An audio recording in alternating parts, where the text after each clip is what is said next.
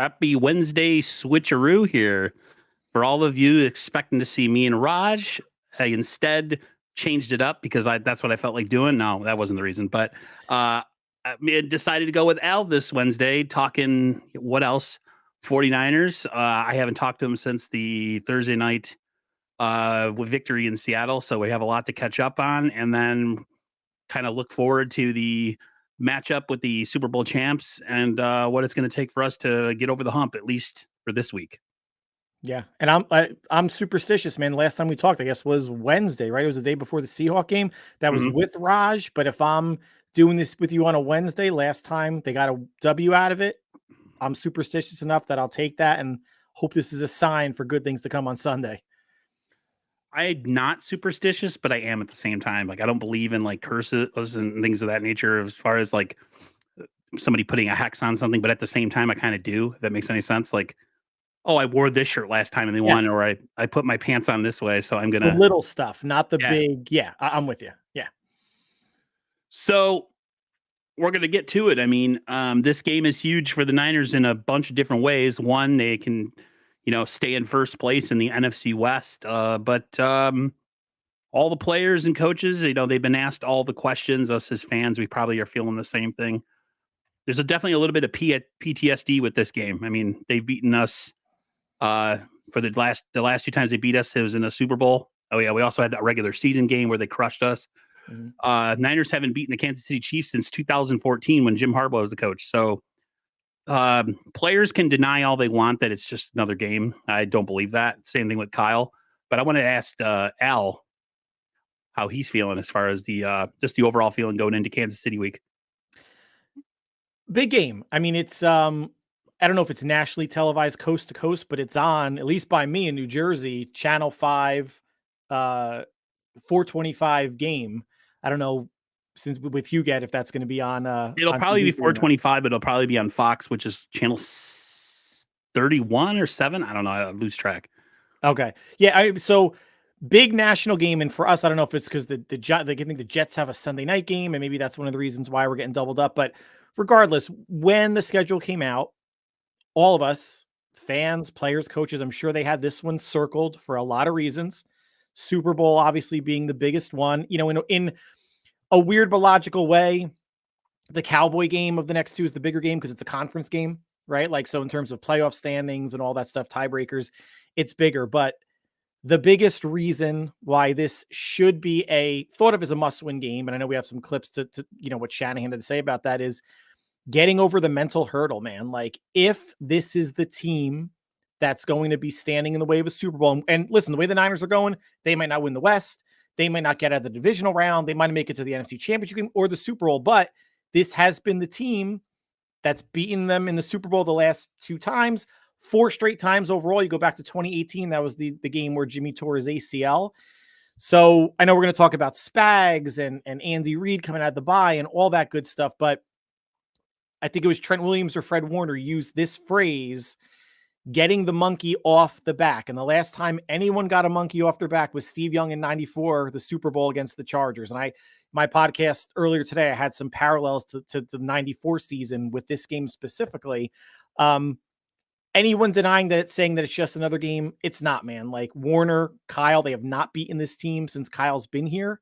They got waxed on their home field a couple years ago, McCaffrey's first game after the trade. It means a whole lot, man, to everybody watching in Ninerland. That scene from Rocky 4 when Apollo and Rocky are talking, and he says to Apollo, maybe it's not about you versus them. Maybe it's about you versus you, like the internal thing. It's less about the opponent and more about you versus yourself and what it's going to take to beat your opponent. And I think regardless of what the players are saying and the coaches, this team has stopped you from hoisting 2 Lombardis. And if you're just going to come at it with, it's just another game versus another team, you're lying to yourself. Is it in the long run just another game? Yes, because it's a regular season. It doesn't win you anything. But I think psychologically, and I deal with my therapist all the time, and I know about things being a psychological advantage or disadvantage. I think it's a huge advantage. I think it could really at least spur this team forward for a little bit. saying, look, if we go against these guys again, we can beat them. And listen, if they were say 5-1 coming in, with the only loss being to Minnesota, who's also undefeated along with the Chiefs, it may have a slightly different tenor just from the standpoint of the Niners thinking that they're or saying, hey, we're 5-1, we're a good team. The Chiefs are just a difficult matchup for anybody. Whatever. You push your chips in the center of the table, they're going to fall wherever they may. But the fact that they're a 3-3 team, and even though the Chiefs have not really beaten anybody, Ravens week 1, right? The Bengals with that phantom pass interference, and they beat the Falcons, the Chargers, the Saints, Derek Carr getting hurt.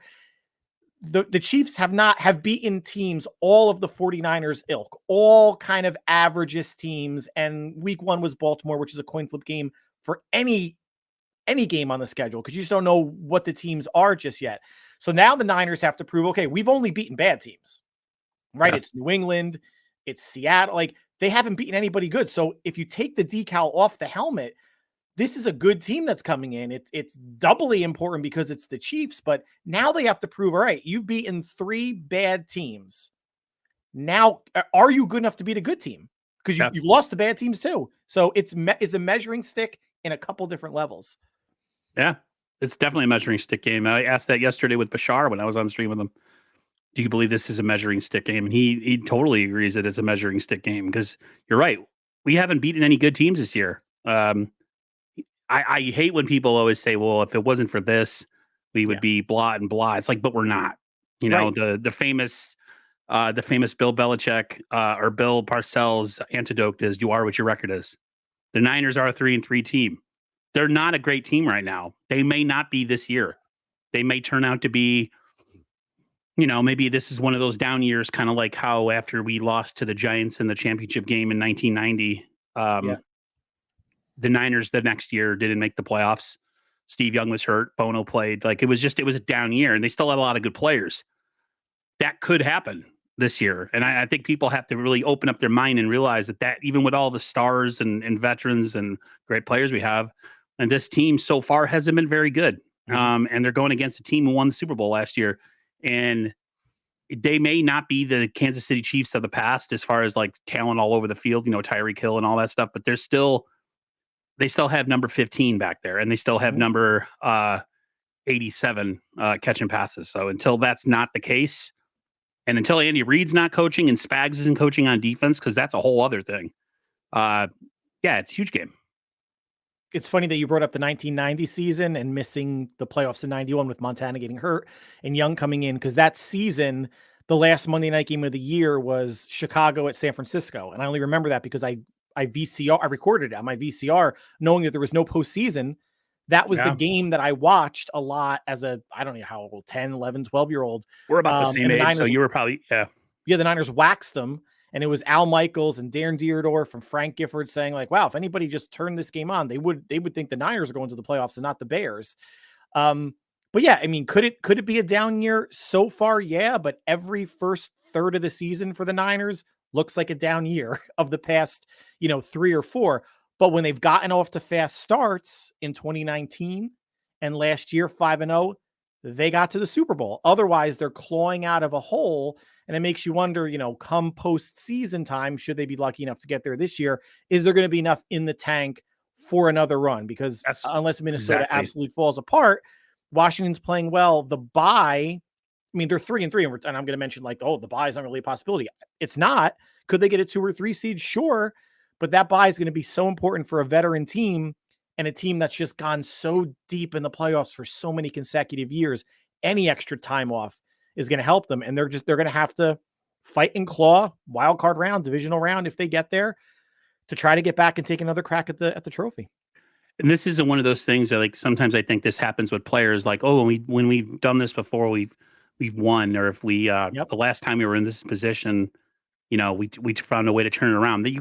I hate hearing about how you did things in the past, because that doesn't manifest anything. You still got to go out and do it in the present time. So right now, I look at the Niners as a wild card team.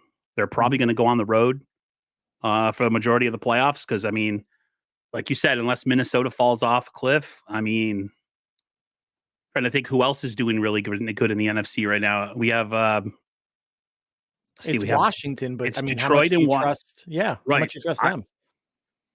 I don't know. The Niners can't seem to beat a quarterback that can move. So Yeah. anytime there's a quarterback that actually has an ability to move around in the pocket, they seem to like lose their mentals. But um, I want to say hi to Rod Cali really fast because I seen him. He has I think you have a TikTok live now.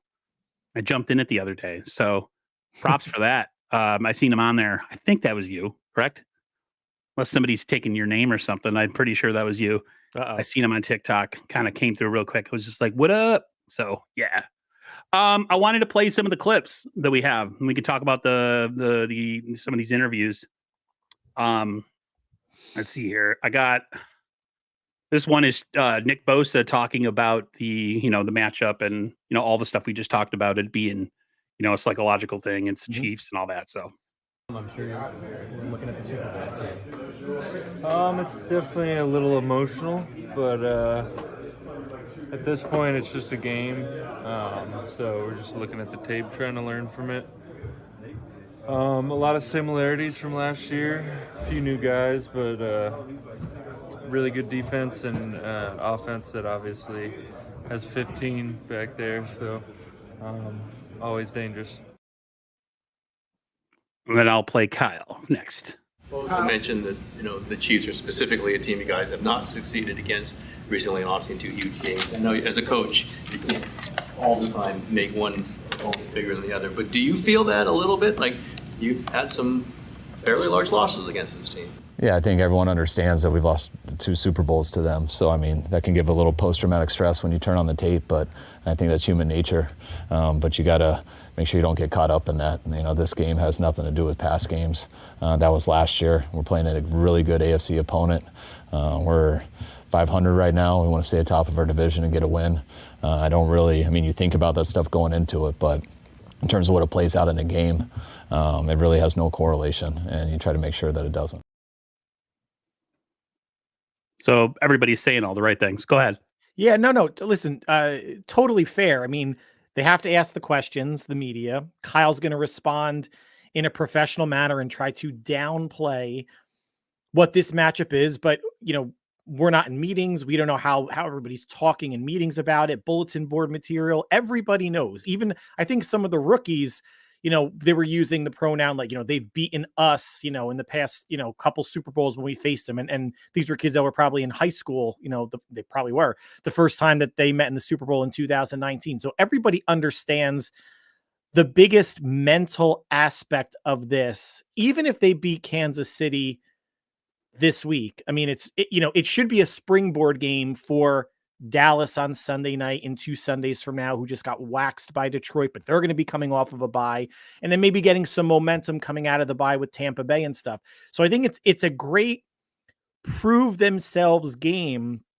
And I think as an offhanded, result of this, a loss is going to, knock Kansas City down a peg in terms of their race for home field advantage. I mean, of all the teams in the AFC that I would not want to see again in the Super Bowl, even if the Niners beat them, say 30-3, I wouldn't want to see Mahomes again in the Super Bowl. I wouldn't want to see Lamar either. We were talking before we went live about how they have difficulties with mobile quarterbacks, but a Niner win also helps the other contenders in the AFC keep pace with Kansas City and maybe pressure them for that number 1 seed and home field advantage, because they're going to be very difficult to beat in Arrowhead come January in cold weather, as the Dolphins found out last year, who had absolutely no choice in Arctic temperatures.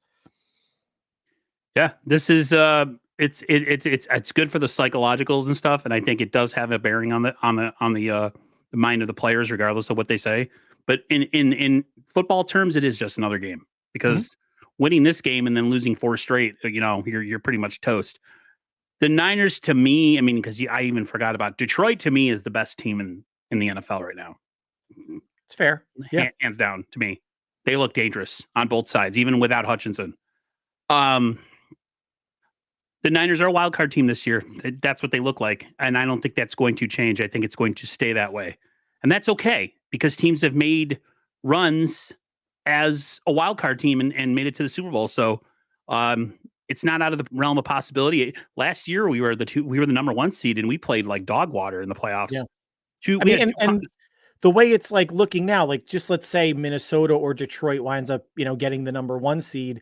San Francisco wins the West. I mean, that's going to be their fiefdom, right? Their kingdom. Win the West, get a home game in the second round. Are you going to maybe Washington or Philly or Dallas or uh, Tampa or Atlanta? Like, are any of these places really like scaring anybody? I mean, the Niners, the NFC is still in a way wide open. Detroit looks great, and the AFC is going to sort itself out.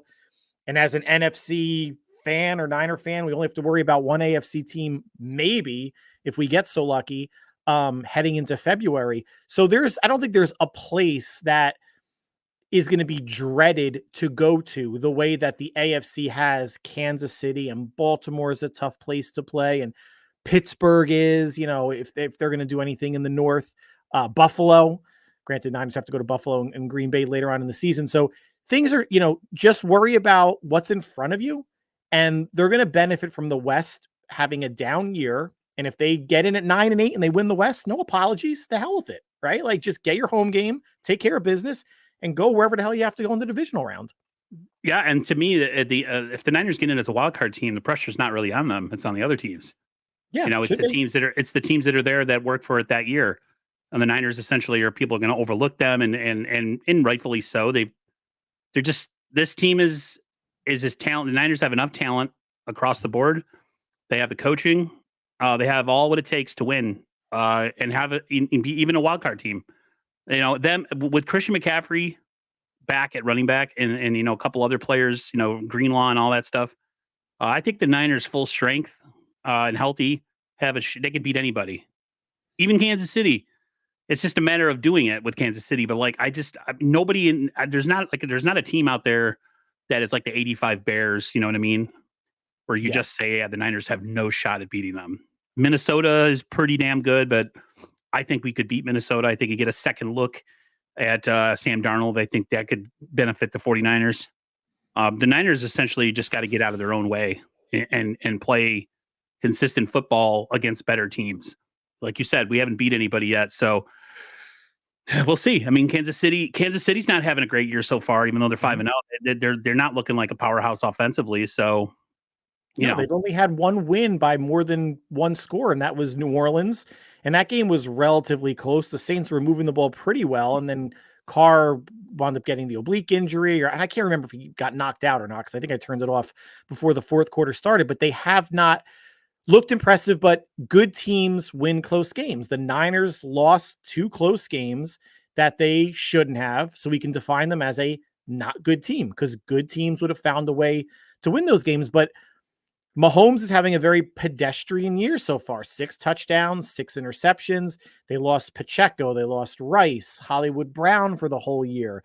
So now you have Kareem Hunt and Worthy and Juju Smith-Schuster. And of course, Kelsey is going to do his damage, even though he's got a bit of a slow start to the season. And like you mentioned, as long as 15's there, it almost doesn't matter who they surround him with, because he's one of those players like a Jordan that's going to elevate everybody around him. And he's the type of quarterback that this cover 3 rush only 4 junk is not going to work all game, especially if you're in a situation where you need to close Mahomes and Reed out.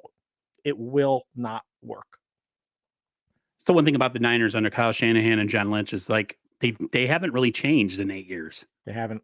It's the same offense, same defense, same plays, same players. There's not a big evolution on either side of the ball. Changes like, hey, we keep getting beat by this, so we're gonna implement this, or we're gonna try this and stop doing this because this doesn't work against this team. They just kind of bang their head against the wall and do the same stuff. And this year so far, it hasn't been working. I think the Niners could use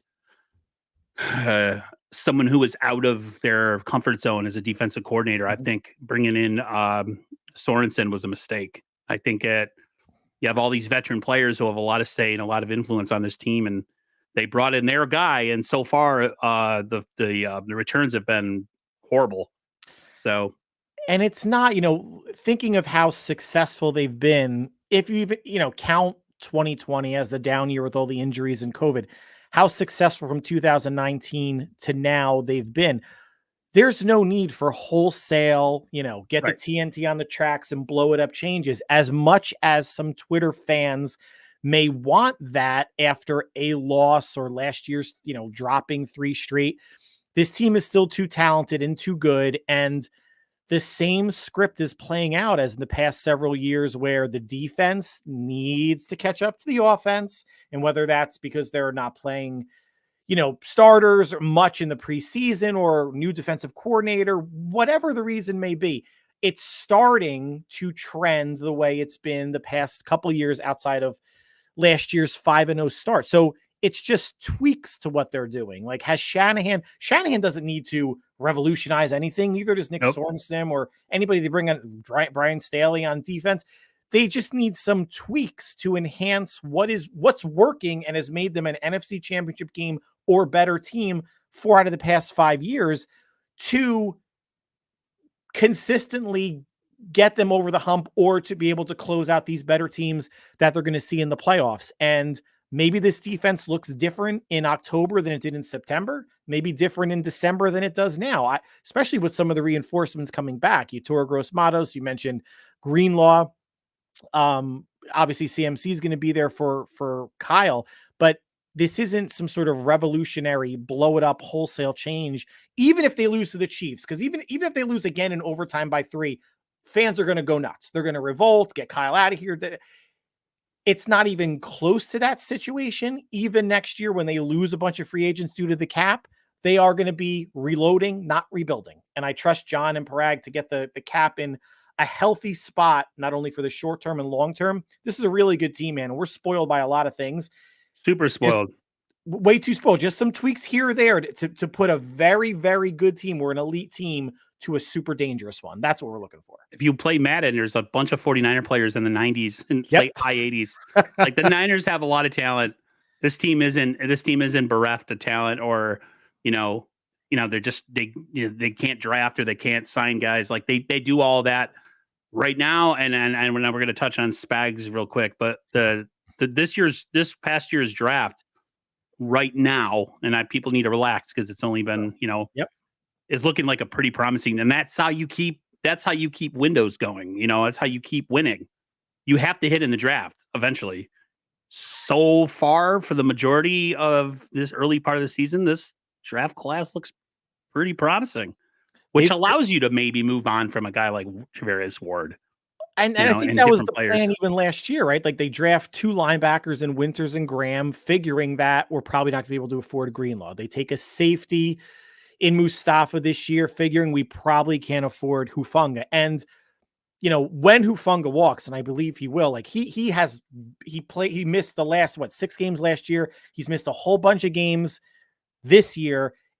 I don't think this team's really going to feel it all that much. And you have to get cheaper in certain areas. Like, you can have 1 good corner, you can't have 2. You could have 1 good pass rusher, you can't have 2. You can have 1 good linebacker, you can't have 2. You can't turn the salary cap off in Madden and just pay everybody what they're worth. And yeah, right now the draft class is looking good between Green and Garendo and Mustafa.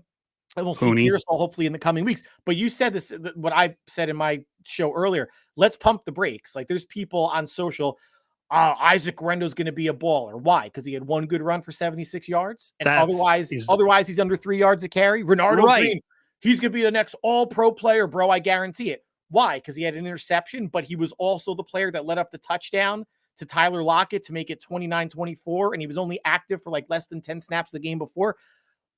Everybody chill out. I get excited for any player, rookies or otherwise, but man, social media is so dangerous, because you could say whatever the hell you want and no one's going to reach through the screen and slap you for being a moron. I think a lot of it has to do with, like, a guy like, say, Ocho, what the hell is his name? Not Ocho, Emmanuel Ocho.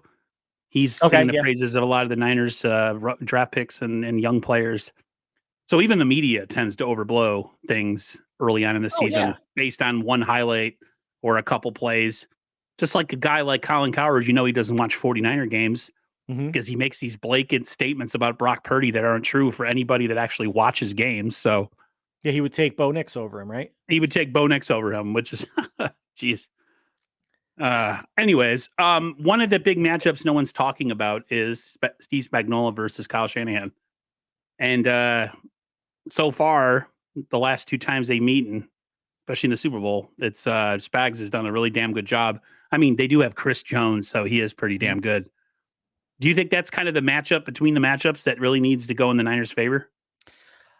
I mean, for sure, it's going to be the chess match. I think Kyle's got to keep the chess match with Spagnuolo close because Andy Reid has the ability to run circles around Sorensen, right? Like, so when you're talking about like offense, defense versus offense, defense, Kyle obviously has the pieces, even without McCaffrey, to move the ball. Now the Chiefs are missing, L'Jarius Sneed. Obviously still have Chris Jones. Individually, they don't have as many stars as the Niners do on defense, but with Spagnuolo, it's a situation where the sum of the Chiefs defense is greater than the individual parts. With the Niners, the opposite is true, at least right now. One thing I know, I went back and looked at the last three games, Chiefs and Niners, and Kansas City or the San Francisco has yet to outrush Kansas City in those three games, meaning more rush attempts. It's either been even one game or the Chiefs have outrushed them. The formula, based on history and statistics, it's easy for Kyle and the offense. Run it 35-ish times, pass it 30 or less, and you have a much better chance of winning. Just because a game becomes a shootout points-wise does not mean it has to be a passing shootout. You can still tap into the run, CNC or no. But it's shocking that a Kyle-led team in some of the biggest games against the Chiefs, he has not been able to establish the ground game as consistently or with the volume that he wants. And everything else kind of plays off that, and it helps dictate what Spagnuolo is going to do. Because if you have a good running game, you're not blitzing the quarterback, right? You have to respect a lot of what Kyle wants to do with play action. It's going to be interesting. And one last thing, as I'm on my diatribe, the Dominic Puni factor, like, hope he plays well against Chris Jones. I know he's excited, but again, he's another one of those players as a rookie. Like, he is not the end all be all offensive lineman. Like, he's going to make mistakes. He's probably going to get beat, but him or Spencer Burford, that's an easy one. Right. I think he has the potential to be really good because so far what he's shown, even through training camp and preseason, is that he is really that good. So at least it's not as much of like people thinking that Garendo, like you said, after one big run, or Mustafa and Renardo Green are going to be the next combination of Dion and Ronnie Lott. Like, people just really go crazy. It's promising. I thought it was nice, and I'm glad that I've been paying attention in the draft, knowing that we drafted these guys. But let's see what they do against Patrick Mahomes and Andy Reid, using their inexperience against them. Like you said, Sorensen is, unfortunately, it looks like he's the odd man out in this equation. Is Sorensen against Andy Reid? Are you kidding me? If I was a betting man, I would take that 10 out of 10 and twice on Sunday. Like, the Niners are going to have to just, the way I look at it is it's more what they do on offense than on defense in this game. I think that they can just turn some of these opportunities of field goals into touchdowns. They have a really good chance. I think defensively, with some of the lacking skill positions on Kansas City, it might even itself out offensively and defensively. The Niners, to me, they just got to score. They have to score. You cannot beat a Kansas City led team with Patrick Mahomes and field goals. It's just not going to happen. Agreed. And the past three games, Mahomes has turned it over once or even twice, right? The first Super Bowl, 2 picks. Last Super Bowl, that pick against Jerry Brown caught it in the beginning of the second half, and Kyle decided to get stupid and not run the ball for like 5 straight plays, going 3 and out and into the next drive. And even 2 years ago in the regular season, Niners got up 10-0 in the first quarter. Hufanga had an interception. Doesn't guarantee that they're going to turn Mahomes over. But Mahomes obviously has that gunslinger mentality. The Niners have been fortunate the past 3 games to get a pick off of him. They have to play a clean game, right? Like penalties in the Super Bowl. Trent Williams had 2 or 3 penalties, negating a big play by George Kittle where Brock was running around to the left and threw it near midfield. They have to play clean. If they can win the turnover margin, say 1-0, 2-0, 2-1, they're going to have a really good shot, because whereas the Niners are just missing on offense, McCaffrey, big big miss, big loss. It's Hollywood Brown, it's Rashee Rice, and it's Isaiah Pacheco, right? And you still have Mahomes, you still have Kelsey, but you can argue that the Chiefs are down more offensive firepower than the Niners are, or even just good players in general when you take defensive injuries into consideration for both teams. But you could also argue too, like, hey, with who's left over, this Chiefs offense is probably just as good as last year's Chiefs offense, right? Because if Mahomes wasn't playing or Kelsey, it has a different vibe altogether. So this Chiefs team, O&D, is probably pretty similar to what we saw last year, except the pass defense is bottom third of the league. That doesn't mean Spagnuolo is going to roll over and show his belly to Kyle, but they could take advantage. And I don't care that the Chiefs run D is, I think, like top 5, like 90 yards a game or less. Pound the rock. Send it in waves. Make Spagnuolo do something different than how this game, this script has played out like the last 3 times. Can't do same old on both sides of the ball. It's not going to work because Mahomes is going to be the deciding factor like always. I just wanted to say hello to Nicole and Harold Gillenwater. I have never seen you in here before, so thank you for coming through. She said we need a defensive tackle, not a defensive end. I agree. Yes. I think we need a defensive lineman or 2 right now. But yeah, a defensive line, once again, as we get to near the trade deadline, always seems to be the place where the 49ers need to make a move on. So I feel... Do you think the Niners make any moves if they win the next? Because I think the trade deadline is what, November 5th? Yeah. So say they win the next 2 games, then maybe do you start to think? What was interesting? I was thinking about this. Like, does 2 straight losses make them make a move more? 2 wins, going 4-4. I think if there's a deal to be had, Lynch has shown that they're not shy to do it. Like last year, the comment of we need a D tackle, not a DN. Don't limit. Get both. If you can get both, that's even better. Last year, they doubled down on DNs, right? Like Randy Gregory earlier in the season, then Chase Young. Then of course you had the McCaffrey trade and Trent Williams and Charles Omenihu and Emmanuel Sanders going back to 2019. I don't know. I don't think the Niners are going to be one of those. If we feel like we're one player away, we'll pull the trigger on a trade. I know people were bringing up like, well, what about Max Crosby and what about Myles Garrett? I don't think there's going to be this huge fire sale in either one of these, situations, plus the compensation you would need giving to get up those picks players for a guy that you're going to have for what, 11 games? Right. I mean, Crosby, I think, is signed to multiple years, and Garrett might be too, but I don't think they're going to get traded. And oh, by the way, you're gonna have to bid against Detroit too after losing Aiden Hutchinson. I'm just curious to what the mindset's going to be in the team. If there's a deal out there to be made, I think Lynch has shown that he's not afraid to do it, but also are the missing players actually on the roster but coming off IR? Is it McCaffrey? Is it Greenlaw? Is it Yetur Gross-Matos? Is it Pearsall? Is it Hufanga coming back? Like that's 5 right there that are going to return sometime this year, which means they have to cut 5 players off the 53. So you could actually argue that those are trade candidates not trade candidates, but players are going to come in that haven't contributed much like a trade candidate would. But I think everything's on the table regardless of record because they know what the prize is. This isn't the Panthers. This isn't the Giants. Like they're going for a Super Bowl. Like, and if they think a player can help them get there, absolutely. Yeah. I'm at the point now where, we used to say, at least back in the day, before John and Kyle got here, that, the Niners are cheap. They don't make moves. They're not aggressive. You could kind of bury that narrative with Kyle and John. They will make a move and they will be aggressive. It's not Madden, people. You can't just grab a guy like a 99 overall guy and just put him on your team and there's no ramifications. Like there's other teams that want to trade for him. If you're going to sign him, you're going to want to get an extension. Why would you bring in a Max Crosby or a Myles Garrett for 11 games and then let him go? Are you kidding me? Yeah. Like it would be awesome. It would be awesome to grab one of those guys and maybe a lesser known player.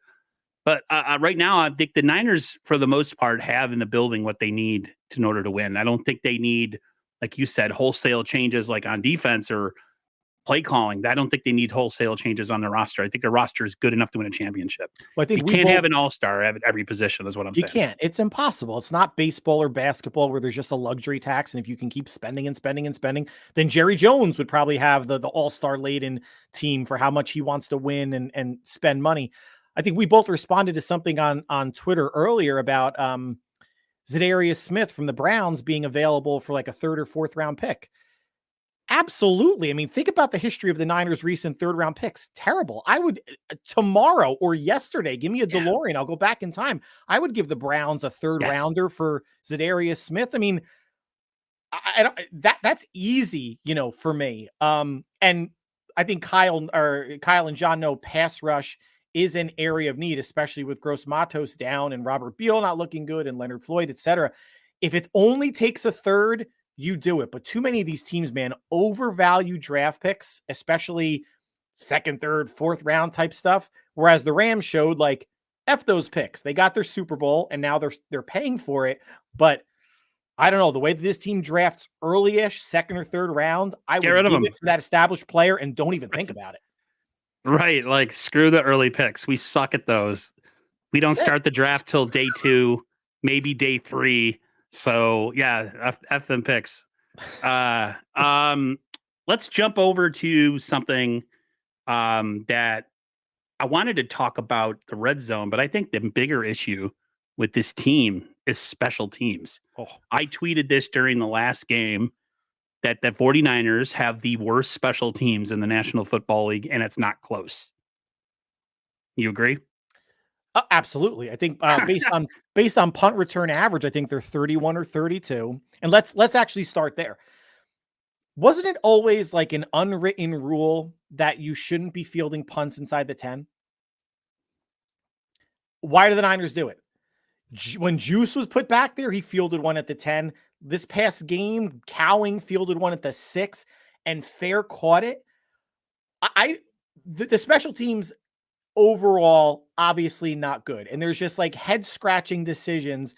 Yes, Moody being hurt affects the whole kicking the ball into the end zone for a touchback thing. They bring in Matthew Wright, doesn't have a strong leg, reached the end zone only once against Seattle. Then they sign Anders Carlson, who's got a weak leg also to the practice squad, that if Wright can't go, now your other kicker can't reach the end zone.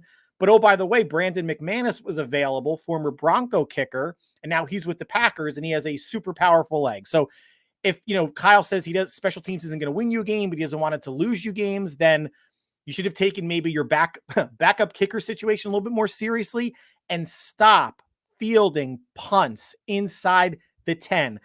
The chances of Cowing fumbling or slipping again or something negative happening to me far outweighs maybe it bounces to the end zone. Maybe it bounces upfield. If you're going to fair catch it at the 6, that's where you get the ball. It drives me so bonkers, especially for rookies and special teams coaches. I would actually be okay if for some games they don't even put a punt returner back there. Like, just let it go. Yeah, let it go. Or if someone's at the 50, if they say a team's punting from midfield, don't even have anyone back there. Just say, okay, I dare you to keep it in bounds. I dare you to pinpoint this into the corner. See if you can. Exactly. That gets me steamed. The punt slipping and falling with Cowing in the last game. Terrible. I was cursing my brains out. Like, well, what's happening, man? Like, what are you doing? Like, really? Like, are you? It's like he's wearing aqua socks out there. Like, right. I don't know what the hell was going on. Did somebody grease his cleats with butter or Crisco or something? I mean, it was like every single time he touched the ball. I know. And then the kick return. I mean, did they not prioritize special teams in this organization? I tweeted that. I was like, they don't prioritize it. It just doesn't seem like it. It's like defensive line and skill position players are like the two things that they completely obsess on. And then special teams is kind of like, yeah, whatever, we'll figure it out. It's not that important, but it's so important, especially against really good teams like the Chiefs. And it's got to be more coaching than anything else, because your special teams players on any team are your backups. your backup linebackers, secondary players, linemen, etc. in terms of kick coverage units, right? Like they brought in Oren Burks, they brought in George Onum, but like ultimately you're not going to be bringing in 11 free agents to play special teams. You're going to be working with what you have, rookies, etc. It's got to be more coaching or what they're drawing up. Obviously, the kick return against Seattle was terrible. What was that? The first or second kick return this year with the new dynamic returns. It didn't come back to bite them terribly, but yes, the priority is like there are some teams every year that are generally pretty good on special teams, right? The Niners are just not one of them, and it's almost like horrendous luck that they're not, because it's been laughable that it's been this bad for this long, that you would think one year they would luck into being even a top 15 unit, and they can't even do that. So I don't know if that means how bad the coaching is, because the players are the players. You can't, again, you're not going to be bringing in 11 players solely to play special teams. It's unrealistic. Players also have to be willing to be a special teamer. But one Yeah. thing the vibe I get from some of these players is that I don't know. I don't see the way some of these guys are tackling and throwing their body. They're not wrapping up. They're just kind of shoulder or hip tossing guys to try to tackle them. It's just, I don't see that, like guys back in the day who you couldn't make it on offense because they're just too slow or they're not good enough, but they become like special team wizards, Mm-hmm. 49ers throwback and Nicole both were talking about how the hell Brian Schneider still has a job at this team. 49ers throwback said he would have been fired by Andy Reid. I think he would have been fired by about 31 other teams. I don't understand how this man has kept his job. I think I tweeted something like he might have some compromising pictures of somebody, because that's the only reason I could think. Like, somebody's got a picture of somebody in like a tutu or just a Santa hat or something, and they don't want to show it. They're threatening to show it. So like, I don't get it. Like, how are you here? With Robert Saleh getting fired by the Jets. I mean, firing a head coach earlier midseason, an offensive coordinator, defensive coordinator, Nathaniel Hackett getting demoted, but he's still on the Jets. That's common. Doesn't happen a lot, but it's common. I can't even recall a time where a special teams coordinator during the season wound up getting fired. I mean, I guess things would have to be so bad, and us as Niner fans think it's gotten to that point, or they've cratered. I'm not sure, outside of like a 4 turnover special teams performance in a given game, how much worse the Niners special teams can get. But I think they've been playing punt safe literally ever since that fake punt burned them. But I think kickoff returns, I don't care if you have Debo back there or not, the ball goes in the end zone, even if it's a foot into the end zone, just kneel.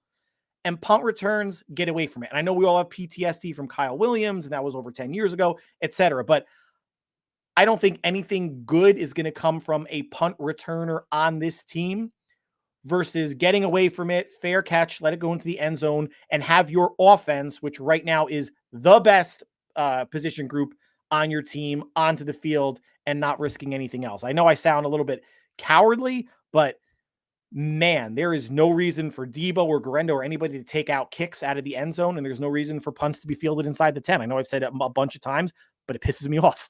It does, and it looks like they have no plan. Like, this whole team, guys are not knowing whether to come out or stay. It's just it's bad all around. You can fair catch a kickoff now. Doesn't it take you to like the 20?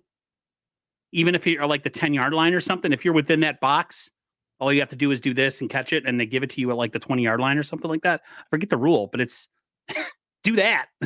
Right. At this point, anything's better than what we're doing. And it's so overlooked because special teams is boring, right? But this team, the Niners, it's super important. It's all 3 phases are important. You need to win at least 2 to win a game. That's what they always say. You got to at least win 2 out of the 3 phases. I think special teams should always be one of those phases. Always. They're trying. They spent a 3rd on Moody. I think Wishnowski was a 4th or 5th round pick. Kudos to them at least bringing in Matthew Wright. Like, he was perfect against Seattle, right? 3 for 3 on field goals, 3 for 3 on extra points. So at least they identified an accurate kicker, not one with a strong leg. And Wisnowski, I don't think, is having a phenomenal season in terms of dropping anything inside like the 20 or the 15 or what his final punting average is. But it is literally, like you said, it's a third of the game. And that kick return by Seattle was the spark. Special teams is a spark, right? Good or bad. Guarendo's fumble against New England inside their own 25 was a spark that New England could have gotten back into that game, but they have no offense. This time against Seattle, Chenault took one to the house, and that was the spark to get them back in the game and get the crowd back into it. They're at home this week, so they don't have to worry about the crowd too much, but you don't want to be the reason why you're giving Mahomes a short field. Like in the Super Bowl between Luter and McLeod, that fumble, if that fumble doesn't happen, we might be talking about a very different Super Bowl outcome. Nathan Banks says when Brad Seeley was a special team coach, we had the Tony Montana squad. That special teams was a vibe. Yeah. Like it was a whole vibe. Like it was like offense, defense. And then we had our bomb ass special team with the Tony Montana, everybody rocking back and forth, holding arms together. Dude, that was awesome. That's how it should be. Like you should take pride in that. Like I'm in the National Football League, so I don't start. Let me be a really good gunner and just blow people up. Like anytime I get a chance to hit them, let me pound on people. Let me physically make somebody want to quit. That's my job. Like it doesn't seem like just body language, the way that these guys try to not tackle, like the one that I think it was the kick that he returned. It was almost like I don't know if he dropped, the guy kind of threw like his hip at the guy and he just kind of bounced off. And I'm just like, wow. Like it doesn't seem like anybody has a plan when they want to tackle people. It's just everybody running straight and hopefully somebody grabs them. It doesn't seem like there's Yep. Got to wrap up. Let's red zone still an issue. I got a little statistic here. I had this on with Bash last night. Let's see here. Said that the 49ers lead the NFL in red zone trips, but they're now number 25 in red zone touchdown percentage, even though they went 3 of 5 last week. Yeah, they got to score. I think us missing Christian McCaffrey is a huge part of that.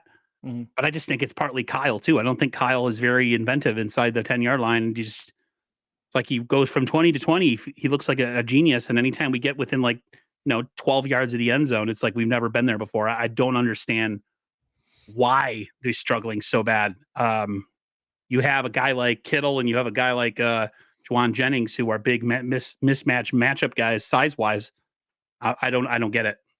They started out 0 for 2 in the red zone against Seattle, right? That first drive, they went how many times do you have a 97-yard drive and don't score a touchdown? And you get a and you have field to goal. settle for a field goal. Like it's unfortunate. And yes, the McCaffrey issue, he will help resolve that. But I think one of the things that needs to be utilized more overall, but especially down there, is Brock's legs. And it's not like you're not going to call like a quarterback sweep, power off right tackle type of thing. But if Kyle's going to be insisting on running shotgun inside the 5, then yes, spread your defense out or draw something up where if a lane opens up for Brock to take it. I think that's another dimension of red zone offense that Brock could add to, with his legs, of course, and between the 20s as well.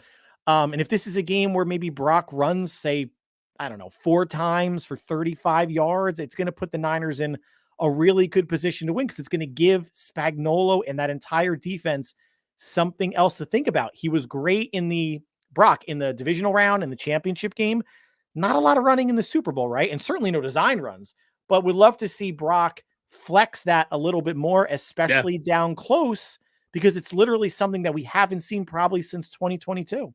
I feel it's a weapon that we have this year that we didn't have last year. I think it might have been the injury last year. Maybe he wasn't as confident. I think he's definitely, where Jimmy fell off and was never able to move in the pocket anymore, and he just cratered. Yeah. I feel like Brock, now that he's healthy, it's a different part of his game that I didn't know he had. I know he could move a little bit, but you throw your freaking stuff at the TV when he's moving and scrambling after a while, like, throw the ball or do something. But it is a different part of the game. You can't plan for that. You can't game plan for that.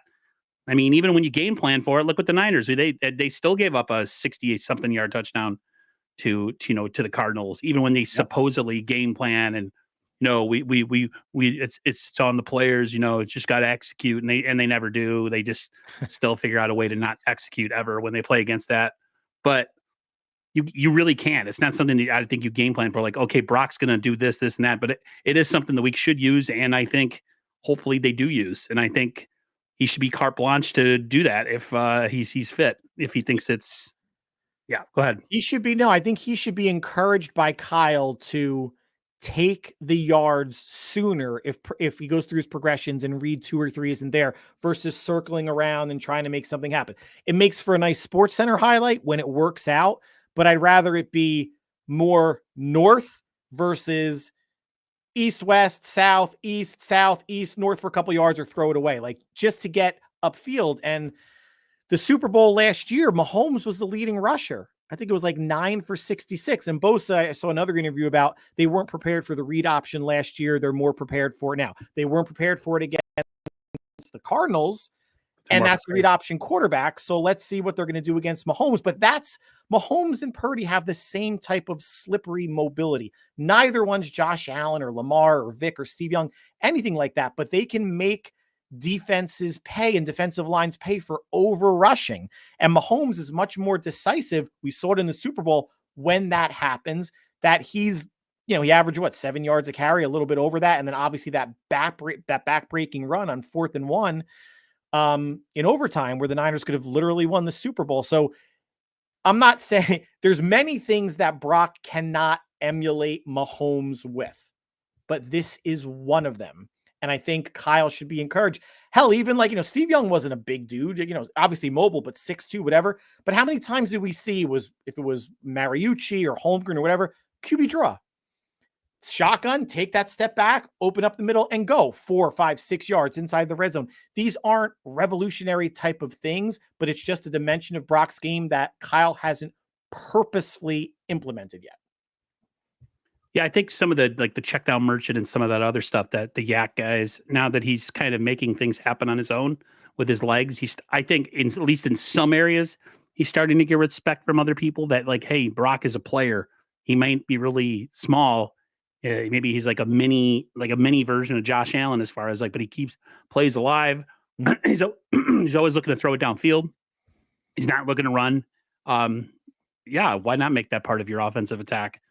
As long as you don't overdo it. Sure. Nicole said that she was on another YouTube channel, Johnny M YouTube. And she said that he showed, must have shown film or something of wide receivers bumping into each other and George Kittle not taking a defender with him. Yeah, there's been a lot of that too. Mm-hmm. If you go watch some of the film, the Niners guys are not getting open. So it's a combination of Brock missing throws, Brock maybe over scrambling for too long, poor play calling, and just guys not being able to get open. It's a combination of everything. Which last year go ahead. No, it's always going to be easy after the fact of pausing or doing something in quarter speed, slow motion of Brock's looking here, but look, Jennings or Ayuk is wide open. We don't know what the progressions are, what the reads are, and we can all play Monday morning quarterback about, Brock didn't see this, or Debo didn't run a hard route, or receivers bumping into each other, or too many receivers, in one certain area. Things should be spread out a little bit more. There are a myriad of reasons, McCaffrey being out being one of them, why the Niners have struggled in the red zone. And Kyle said, everybody says, right, everything gets condensed. Now you have, if you take the quarterback out of it and the lineman, you basically have 10-ish players between, say, the 10-yard line and the end zone. So the windows get tighter. Brock's not going to shy away from making tight window throws. That final touchdown, or the second to last touchdown to Kittle, was a really tight throw that he snuck in there, that Kittle grabbed for a second touchdown. So Brock's going to uncork it. How Shanahan can specifically clean it up, I don't necessarily have the answer for that, but this should not be going on week 7, such a months-long problem that it is. And I don't know if the Chiefs are the elixir to solve it with that defense. Maybe next week against Dallas, especially if Parsons is out, they'll figure it out. But hey, maybe just Brock goes bombs away and they're just scoring from 30, 40, 50 yards out every drive. Yeah, That'd be like cool too. screw this. Let's not get into the red zone. Let's just throw it Exactly. from a lot farther out. I mean, technically, if they win the next two, they would be 5-3, which would be what they went into the bye last week, Yes. last year in. But it'd be in a totally different way. They would be going in with momentum instead of coming out of it and then getting momentum after the beat down they put on the Jacksonville Jaguars. Yep. There was a clip. Speaking of Brock Purdy, I showed this yesterday. I'm going to show it again because my thumbnail had something to do with it. So a certain individual, some of you hate him. Most people probably hate him, but some people like him. He's been the president of the United States, and he's looking to try to become the president again of the United States. Like I said, a lot of people really don't like him, but he did say something pretty cool about Brock Purdy. It's a 15-minute little snippet, and whatever you feel about him politically, at least you know he respects Brock Purdy. The San Francisco quarterback I found to be very, very interesting. How he's been so good, and he was just about the last draft pick. Yeah, right? I think he was he Mr. Irrelevant? Yeah, he was Mr. Irrelevant. Yeah. He was Mr. Irrelevant. Yeah. He's not irrelevant anymore. He's Yeah. Have you That little soundbite right there, when he says he's not irrelevant anymore. I mean, unless you're Nick Wright or Grant Cohn or some of those other schlubs on TV, I was like, wow, thanks, Prez. Yeah, he's really pushing hard for that California vote. I think right? he might have just gotten California's vote on that one. My Like, God, okay, 'cause we got you. Kamala Harris is a Niner fan. Like she's made that known. And Yeah, I mean, think that was a can't Go ahead. imagine, I'm sure Trump watches, some sports. I can't be all business all the time, right? He's got to be doing stuff. But then, I saw that clip too, and it was for what, Barstool Sports? I think What so. is he doing there? Like, of all places to have an interview, like it's not ABC or Fox News or Reuters, or he's on Barstool. Like it came out of nowhere. Now, Niner fans, regardless of political affiliation, yeah, that was cool to see that, like someone that you probably figure doesn't Has no really clue. maybe pay attention to anything outside Right. of financial markets knows who Brock Purdy is. That's cool. But also, like, how the hell did this interview come about? Oh, Nicole's got her vote for Trump. Says Trump is the man. I love the shout out to Brock. Dude, you can vote for whoever you freaking want to, man. To me in politics, everybody's crooked. They're all crooked. Whatever side Bosa you loves think the of. shout out to Brock. That's Oh, for of sure. course. Yeah, Bosa. Yeah, we know who Bosa likes. He can say whatever. You can say whatever you want, but we know the truth. One thing that's we kind of touched on a little bit. I don't know how much time you have left. All good. Okay. Yeah. Ricky Pearsall, the window open. Bashar in the comments. I don't know where it is. We were talking about red zone. He see if I can find it here.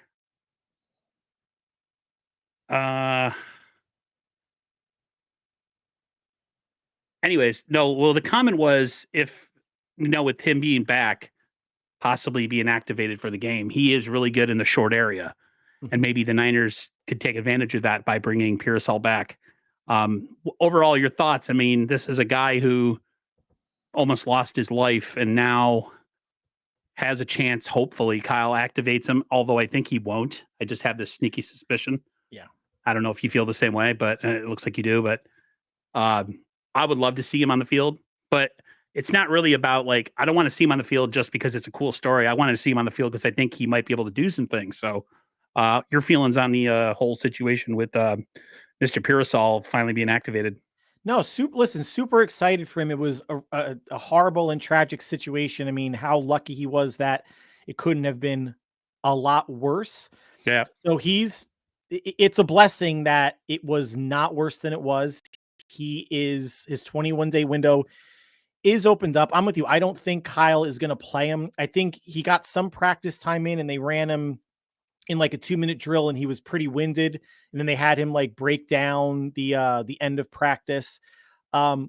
He's going to help, right? Like, I can't say I watched a ton of his tape or watch him when he was in Florida, but seeing what I've seen, obviously the route running, the short area quickness, will he help? Sure. But who else could have been helping this whole time? Jacob Cowing, right?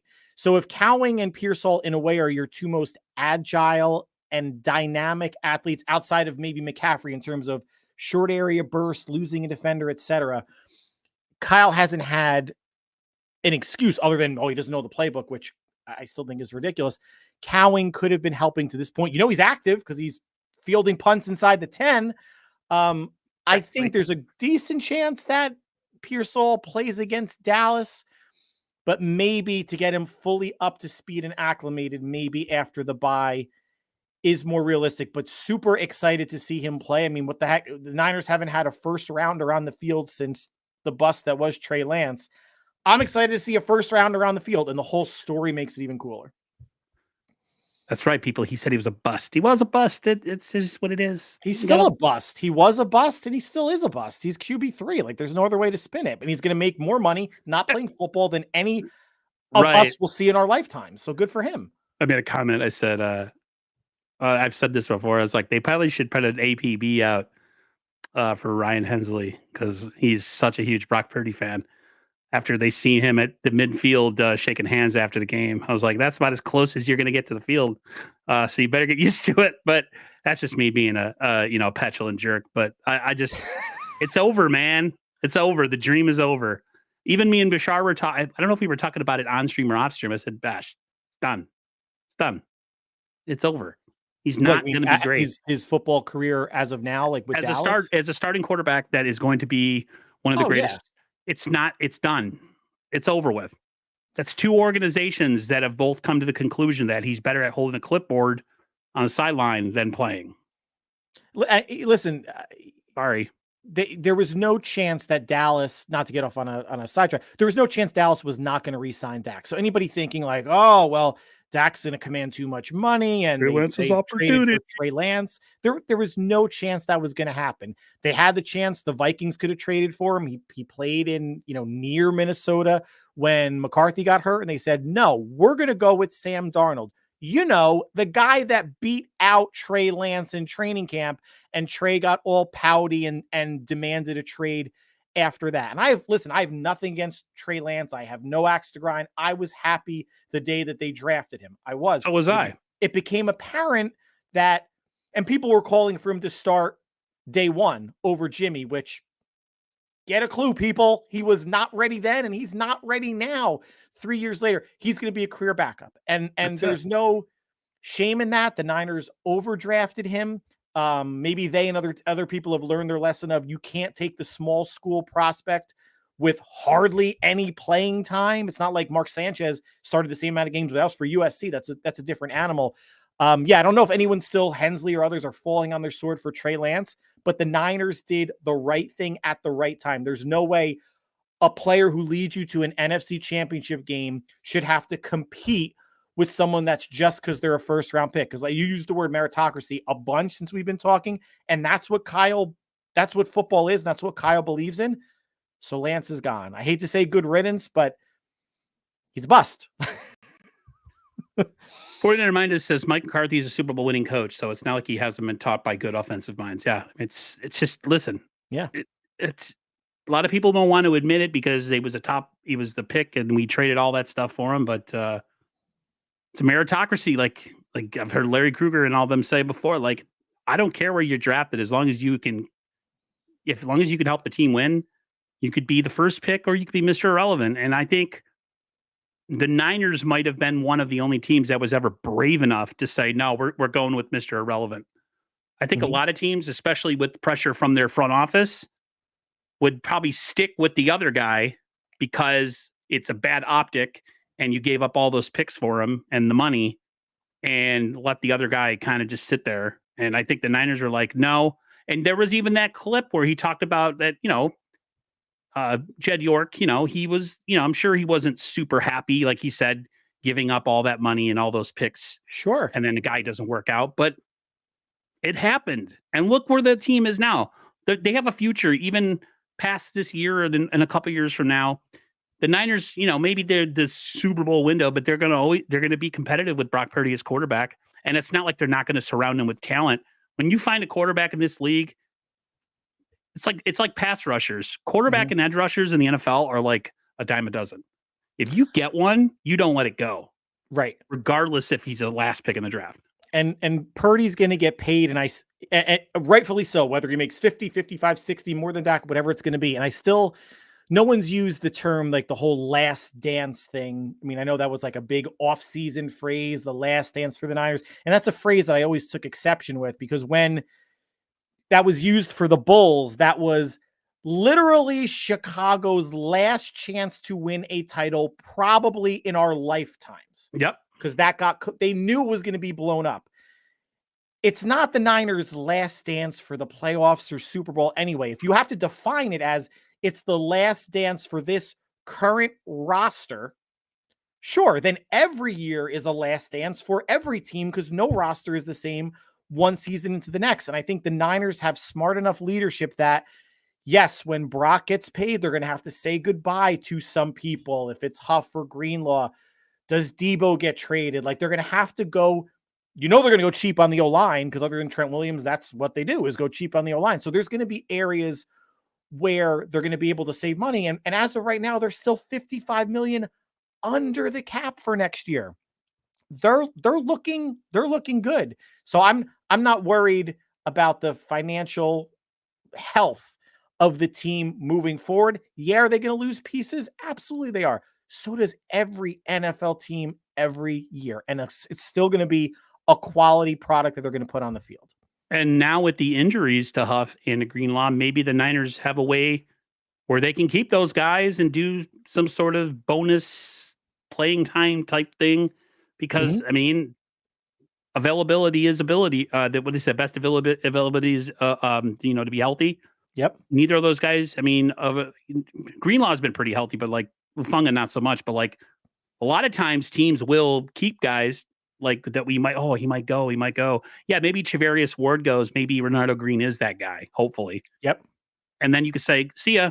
And then we have him. And of course, we're going to play Demo. Demo's probably, I think we could say this, Al, he's probably top 5 corner in this league, maybe top 3. Or are you still you're not willing yet? I'm not I'm not willing yet. I think he's an ascending player. I don't know. I'll say, how about top 7? We'll go top 7 corner. It's hard. Maybe maybe top 10ish, top 15. I mean, okay. Ward hasn't been healthy this year fully, and he still might be a better all-around corner, but I don't think he's going to. If they're going to choose one, they're obviously going to choose the younger player, right? He's like 4 or 5 years younger than Charvarius Ward. Hopefully, he doesn't play so well this season that he prices himself out, and I hate to say things, but believes he's like a $20 million a year corner or $15 million a year, because I don't know if the Niners can necessarily afford that. But you have Green, who's young. You have Luter. They could bring someone back, cover years, everybody, like a Yadam on a cheap deal, or a Rockison. They can still have 5 or 6 decent corners if they give, Demo what he's looking for. But does it matter who you have in the secondary if you can't get to the quarterback? Right? Like, the best way is they spend so much money on the D line. Let's start getting there. And you don't have to worry about what your investment is on the back end, because quarterbacks aren't going to have time to throw. Now, you could have Deion and Rod Woodson in their prime. If you're not getting to the quarterback and guys are allowed to run around, I don't care who you have. And then we talked about this a couple weeks ago. Good quarterbacks against cover 3 with no rush coming in their face, other than the front 4, will eat that defense alive. That defense has been shown that when you have a competent quarterback who knows how to, make window throws and do all that stuff and be patient and who's accurate, the cover 3, rush forward, drop 8 doesn't work. So, yeah, let's get to the freaking quarterback. We have freaking Nick Bosa making all sorts of money, Leonard Floyd, Javon Hargrave before he got hurt. There's enough talent. Like we said before, like, we got to stop with this thing. Like, we need to add another piece. No, there's enough pieces in the building. Stop. Mm-hmm. There's teams that don't have a half of this roster. I mean, look at Minnesota. Exactly. You think the Niners have a better roster than Minnesota? Yes. You think I think maybe Detroit is there, but I still think in a lot of places the 49ers have a better roster than the Detroit Lions. It's just whatever. Like, you can't have an all-star at every position. Like, we got to get let's go trade for this guy. No, Bosa's enough. Floyd's enough. Matos is enough. Just got to go and do it. You don't need to have, like, cornerbacks are always aided by a really great rush. I think it's a back and forth thing. I think a great rush does help a pass rush too. But I think when you can't throw timing patterns or timing throws because guys are covered because the corner's that good, yeah, that helps the rush. So I don't know. We'll see. You can't ask secondaries to cover for 3, 4, 5 seconds. Yep. No matter who you are. Play, right? It's not going to work. It's not going to work. Real quick, we have the Niners signed Adrian Amos, the safety. Don't know if he's going to start. I probably still rather have him out there than Odom, because Odom needs to either to be on special teams or not on this team because he's absolutely atrocious coverage. Some people are saying he might have a chance to be, something. Other people think it might be just a precautionary signing. I mentioned to Bash last night. I was like, maybe he's like the second coming of Tyshawn Gibson. I don't know. I mean, what's Al's thought on the signing of Adrian Amos? That was floated out there before the Seahawk game that they were looking at some veteran safeties, and I think it was a good signing. They have him on the practice squad currently, so they can elevate him 3 times. They have the only other safety is rookie Jalen Mahoney, so there are only 3 safeties on the 53 now, and Mustafa's coming off a low ankle sprain, so they're going to have to elevate one of those 2 on the practice squad just to hedge against if Mustafa turns his ankle again. You can't just have 2 safeties playing. I think the Amos signing was a good one. You want to have a veteran. I don't know if he ever sees the 53 outside of an injury, but I think he'll definitely make the game day roster. Is it this week against Kansas City? Does he need a little bit more time to learn the system? Maybe. But a good veteran addition at safety, especially with Hufanga down for at least another 3 more. And Hufanga, actually, I don't know if he's eligible to come back right after the bye with the Bucs game or maybe the game after that. But veteran leadership, yeah, if this is Tyshawn Gibson part 2 and a little bit younger and a little bit taller, it's not a bad thing. Not a bad thing. Nice. I have a little bit on the injury front if you want to touch on the injuries. Sure. So I got I got them all down here. This is from our guy Raj from RSF 49ers. So Jordan Mason limited, Mustafa limited, Debo Samuel wrist. I assume they're all limited. And then let me get the banner off the bottom here. Where is it?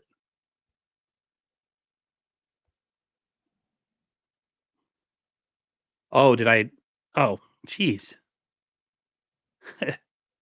Hold on, guys. Give me a second. I know what I'm doing here. Of course, it's cut off. So Moody's not playing. I would assume he's not going to play. Matthew Wright did not practice. Juwan Jennings hip. I had no idea that he injured his hip. Yeah. Malik Collins knee and Leonard Floyd vet day. So Debo Samuel on the injury list. Not a big surprise, right, Al? Always seems like he's on the injury list. No, and that was, a wrist injury, that had to have been something that happened during practice because he did hurt his arm during the Seahawks game, but he said it was like a funny bone type of thing. And I don't think he hurt his wrist during Seattle, but I think everybody there outside of Debo and Leonard Floyd is questionable. Even Matthew Wright, the kicker. So that's like a 50-50 proposition. Will they play? Won't they? If Jordan Elliott can't go, they'll bring up, they'll bring up either Evan Anderson or T.Y. McGill. Yes, so much for Terrace Marshall. Now we're stuck with Ronnie Bell. Can't believe he got cut and not. Yeah, not Bashar was really pissed off about that. He's like, man, we didn't even get a chance to see him. He's your prototypical. He's got speed. He's big. He's fast. But if he doesn't know what the plays are, Kyle doesn't try that. But anytime we sign guys, everybody's always like, oh, and I'm like, no, Kyle, relax. It's not happening. Well, remember too, we're not stuck with Ronnie Bell yet. Pearsall's going to take someone's spot. McCaffrey's going to. Greenlaw, Gross Matos, and Hufanga. I highly doubt of those 5, Ronnie Bell survives when each one of those players becomes active on the 53. There's for no other reason than there's 6 receivers on the roster now. Pearsall makes 7. There's no way they're keeping. What about 7. Campbell? Think they get rid of him? They could. They're so comfortable with veterans to a fault. Okay. And he's going to get abused by by Travis Kelce. Oh, The Niners, and quickly, and maybe we can talk prediction after this. The Niners, if folks are of the mindset, and I don't know even how I feel about this, of, well, if Greenlaw played all Super Bowl, the Niners would have won. Okay, I don't know. maybe. I don't know how much Greenlaw was real. Travis Kelce had a better second half than first half. That was after he got in Reed's face and screamed at him. I don't know how much Greenlaw was actually covering Kelce. The Niners they play a lot of zone anyway, so it's not like they're asking linebackers to man up on tight ends or anybody, or even running backs. The Niners are in the same position this year now, right? No Greenlaw. And who's taking the place? Devondre Campbell. Terrible in pass coverage. So I floated on my show earlier, like, I know they won't do this, and there's probably no reason to, but what about Ward playing man up on Kelce all game long? And you have Renardo Green on Worthy, and you put Demo on Schuster, or whatever sides they're going to be. Your best cover corner, who's your tallest corner also, put him on Kelce all game and say, you know what? Somebody else beat us. Anybody else on your offense beat us, just not Kelce. I don't know how much that throws the defense completely out of whack, right? Like, because Charvarius lines up outside, Kelce's in the slot, or he's next to the tackle. It's a weird alignment for Ward. I get it. But if this was Madden and you could do that, I would do it. Yeah. See, real life isn't like Madden. You can't turn off the salary cap. So sad. I wish you could turn off bills like you turn off the salary cap on Madden. Just like, nope, don't want to pay that. 49er Minus says, I hate hearing that Womack is doing well, yet they kept Ambry Thomas. Womack sucked in the preseason, but he bounced back. Ambry Thomas. The Niners have at least they have one player on their roster that doesn't deserve to be there, but he's friends with one of their biggest players, because that's what we care about now. How much were you bothered by the jumping into the end zone with the wives and all that stuff? I mean, it was kind of cool, but like I got a little bit perturbed with that. Like, well, the Niners. Did the Niners just christen the Lumen Leap in Seattle? Anything that maybe shoves it to the Seahawks and their fans. You're okay with that? I'm cool. Same with Green Bay, same with Dallas, and same with Kansas City. And who knows if Miss Taylor Swift is going to be at the game on Sunday. Probably will be, right? Whatever. I am so sick and so tired. I love Haley Steinfeld, who's dating Josh Allen. Mm-hmm. You don't see her. They don't look for her. They don't talk about her. What a difference in good girl. The last time anyone saw her was in that Hawkeye show on Disney Plus, which I did watch, and it was entertaining. And I liked her in the Bumblebee movie. I thought that was really good too. That was more entertaining than it ever should have been. I'm a big Generation 1's Transformer guy, like the original cartoons when me and you were kids. Like, yes. I know that the Beast Wars movie was kind of touched on that, but like I'm a nerd, so I liked the movie. I think John Cena did a horrible acting job in that movie. I thought he was really bad.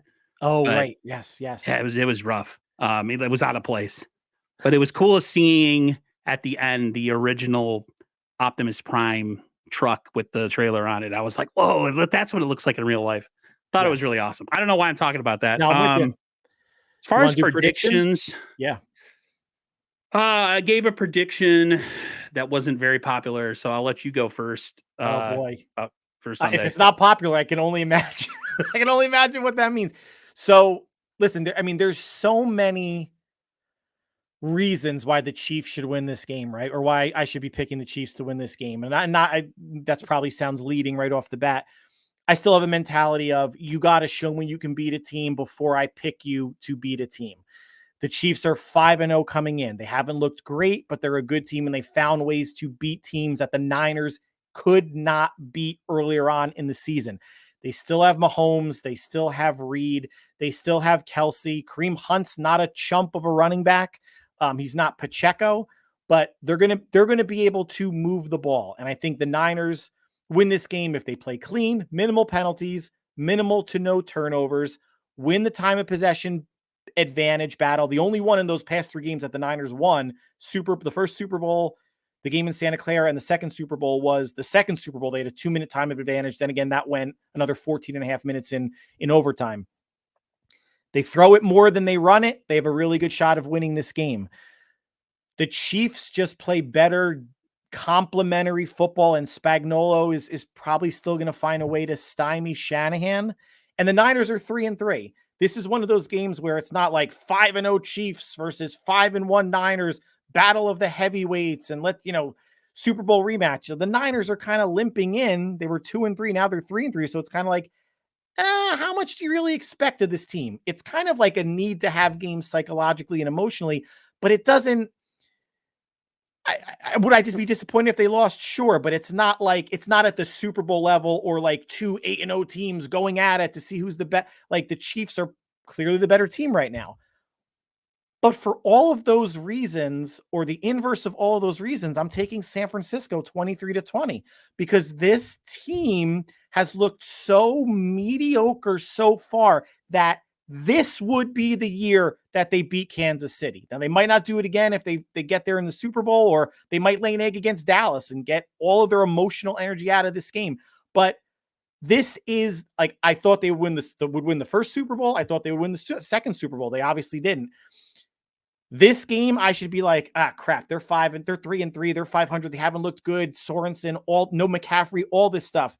For some reason, illogically, I think that's why they win, because like not much is expected, at least for me. I know they expect a lot from themselves, but it feels like for all the reasons you could check off that the Chiefs are going to beat them, but for some weird reason, that's why I think the Niners are going to win. I look at it like this, and I'm picking Kansas City to win. For this reason. I think a lot of people came to this conclusion after last week's game that everything was fixed. Yeah, we're back. No. We were the Niners, so everything's back and great and hunky dory. The Niners did everything in their power to try to give that game away last week. Yes, they did. And I think they haven't quite gotten over that thing that is holding them back from playing complimentary ball or playing a full 4 quarters or starting fast or finishing. And I think it's going to, I just have a feeling it's going to show its ugly head against the Chiefs. Something's going to happen, whether it's a fumble or a pick or, somebody, another kick return or a big time special teams block. Something is going to happen where the Niners are going to lose momentum in this game and end up losing. I'm going 27-17 Kansas City. Wow. Okay. And if I'm wrong, anybody in the chat, I'm on Twitter, 49ers First Takes. Come find me. I will take all the crow, okay? I will take all of it. I want us to win, but my heart says yes, but my brain says not quite. And maybe I'm wrong. Maybe that they finally, it's just they did everything they could to lose that game against the Seattle Seahawks. Remember with Raj, that's how I felt against Seattle, right? Like I picked Seattle to win that game. I picked Seattle at home the last 2 years, and my weird logic mentality was, well, I picked them twice. The Niners won. I'm going to pick Seattle again, and the Niners are going to win. So I have this weird illogical kind of thing going on with that. And yeah, listen, I'm with you, and people I think sweep that under the rug. This was a 1-possession game against Seattle with 1:50 to go. The Niners had a 3-0 advantage in turnovers. When that happens, usually a team blows out the other team. And the Niners couldn't close the door. They couldn't close the door when they were up, 29-17 or 16 when they were up. They were up 23-3 at one point, right?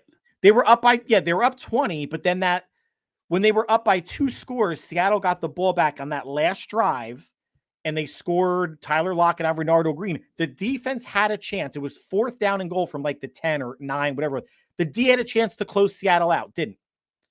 The Niners got lucky that Isaac Guerrero breaks that long run, and they wind up scoring with Kyle Juszczyk 2 plays later.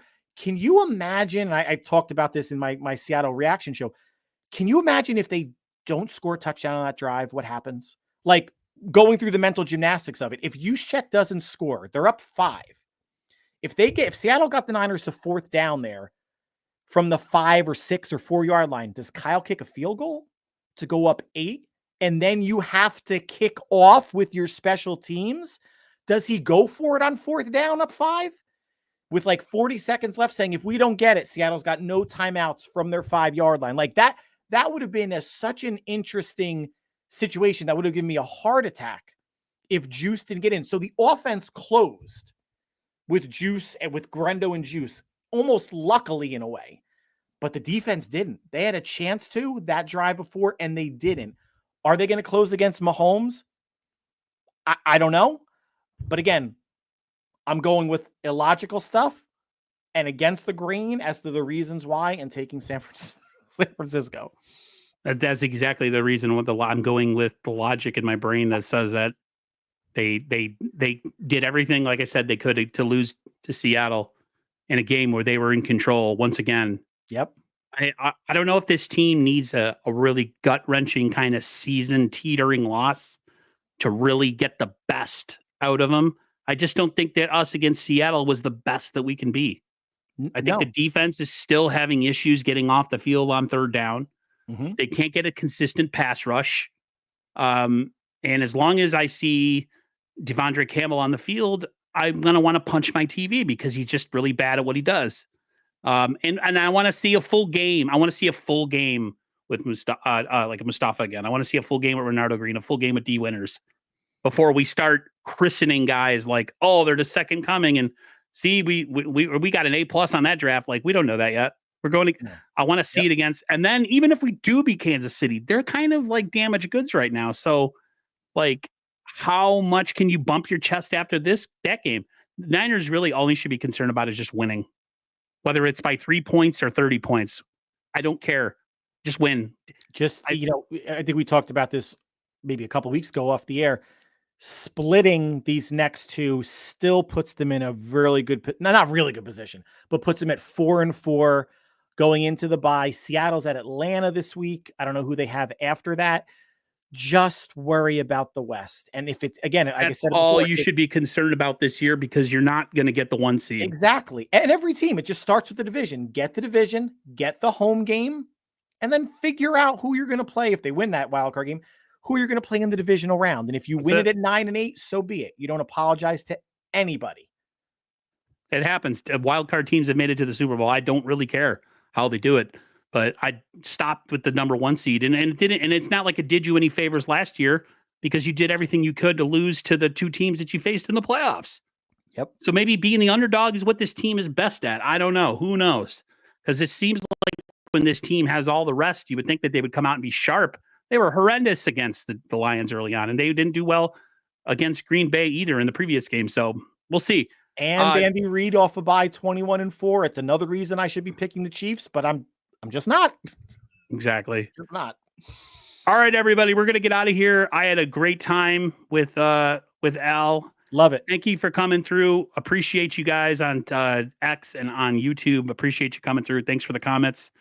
I think we had a new sub here, Nicole and Harold Gillenwater. Thank you so much. Awesome.